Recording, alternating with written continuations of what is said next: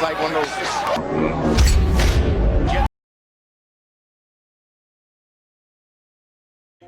Let's change pace a little bit. Let's get off the Andy Harry for a little while. We'll talk about him as the fight get closer with Tyson Fury versus Dillian White. Of course, we got to make our predictions and everything. Let's focus on the lightweight division, man. Let's get into this new beef, this newfound beef. It came out of nowhere earlier this year, kind of late last year, between Rolly and Tank Davis, man. I didn't see this beef coming. I didn't know. I knew who Rolly was because he was known around Mayweather gyms and stuff about sparring and stuff. I know a couple of his trainers. But him and Tank pretty much been going back and forth since last year. And Tank said, "You don't worry about it. You're not gonna have to find me. I'm gonna be there. It's gonna be a firefight." You think that's a good idea for Tank Davis to get into a firefight with Rolly? By that being his only chance of actually beating Tank is to land that big shot. Yeah, it's a bad idea. But I think Tank, if he want to brawl or he want to box, I think he's still gonna beat Rolly. But he giving Rolly a chance. So by him doing it, could he be selling the fight just to say, I'm gonna stand right in front of him and we're gonna just duke it out? Because then it makes the fight more interesting because it goes from him getting washed to me to saying, hey, Rolly can catch on one time. And you never know what can happen because Rolly is a powerful fighter. He hits hard and he's physically strong. So if you're gonna just stay in the trenches with him and just wanna fight it out, you giving the guy a chance. So I don't know, man. I hope it's true because I want a exciting fight. You know what I'm saying? I'm gonna go on a limb and say that I want Tank to start stepping up his competition after this fight. But if he gonna fight these level guys, they got to be exciting fights. We can't have a snoozer when you fighting Rolly. You're gonna have to go in there and perform. You're gonna have to put on the show and make it worth me paying $79 or $89, whatever the pay-per-view gonna cost. Yeah, I agree with you wholeheartedly, man. He has to actually sell this fight. I kind of believe him though. I don't think he's blowing smoke. I think it's actually got some validity to it. I think he's going to go in there and actually throw punches with Rolly. I'm gonna be honest, because he really had no choice. Because Rolly gonna throw caution to the wind in round one. I see Rolly coming out in round one throwing haymakers at Tank. He's not gonna wait. He know that's his only chance. He know he's not gonna be able to catch Tank's speed, footwork or hand speed. He's not gonna be able to catch Tank. So he gonna go out there and throw caution to the wind and try to land those big shots. I will say this though. I will say this. Rolly's big for lightweight, yo. He's big. He's huge. I'm pretty sure he walks around there a bit of like probably 154 to 160 walk around weight. He's a pretty big guy for that weight class. He's young, so he still cut that weight because he's still in his early 20s.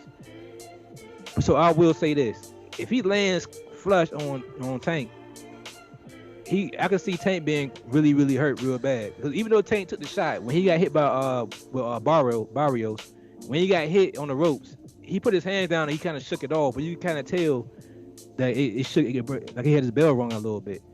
And Barrios is not a hard puncher at all. But like you said, Rolly, that's Rolly's best attribute he has for him. This is his power punch.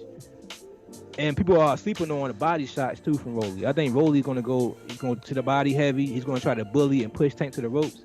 And gonna stay all over Tank. Kind of how Pitbull Cruz did a little bit, how he stayed in Tank's space. I see Rolly doing that a lot, but he's gonna be a bigger load to push off of him. But while we talking about that, I got a question for you. With Pitbull, he had a trouble with him because he was unorthodox. He was too small. He said he was unorthodox. But like you said, the two things that's going for Rolly is his power and the fact that he's unorthodox. So do you think him being unorthodox gives him an opportunity to win this fight also, and that maybe Tank can have trouble finding him because he's throwing punches from funny angles and it may be hard for him to get his rhythm? Most definitely. This, like I said, this is his only way he's gonna win. He has to be unorthodox and he has to use his power. I won't say he would be hard to find. I think he's gonna be there to get hit. Without question. I think Tank can hit him. But like I said, he's a big dude, so how much can he actually tank? How many punches can he actually take from Tank? But like you said, that looping shots that he can throw, them awkward shots, they have a good chance of landing and actually hurting. And I think if Rolly is smart, he took something from Pitbull Cruz. He know he has to watch out for them uppercuts. So I'm pretty sure he's gonna try to implement a lot of those twists that Cruz was doing to block them uppercuts from coming. So Tank can't go in here like he did Cruz. Tank can't go in here sleeping on Rolly. He can't go in here like it's a 4-on conclusion. I'm gonna knock this guy out. You have to actually game plan and actually change your arsenal. You can't come in here and throw uppercuts with everybody. So Tank gonna have to go in here and actually try to really try to land a shot, like an overhand left or something like that, or shots to the body more. Like I said, them uppercuts ain't gonna do it, man. You gotta do a little more than those uppercuts. What you think about that? I ain't catch it all day. Pretty much, I was saying that Tank has to come up with a different game plan on offense. He can't come in here with the same game plan. I'm gonna throw uppercuts and try to catch him coming in with uppercut. He's gonna have to try to initiate offense. Sometimes Tank, to me, especially when he got the pay-per-view and the crowd, he's trying to throw these electrifying shots, these setup shots, and he'll sit there and try to get it for 3, 4, 5 rounds. This shot he's trying to connect with. I think with Rolly, if he do that, it's gonna be a mistake. I think he need to break Rolly down, and without going too far in the breakdown, just break him down and not depend on one shot to try to make this highlight knockout. Sometimes I think that Santa Cruz knockout was a gift and a curse to me, because it was like the perfect shot and the perfect highlight reel, and it brought his popularity up. So I understand why he goes for it, because it make you more money. Mm-hmm. But I think that sometimes it can become a curse and it can get you in trouble. So I hope that's not what he do. Yeah, especially when you find somebody that everybody pretty much say you're supposed to beat.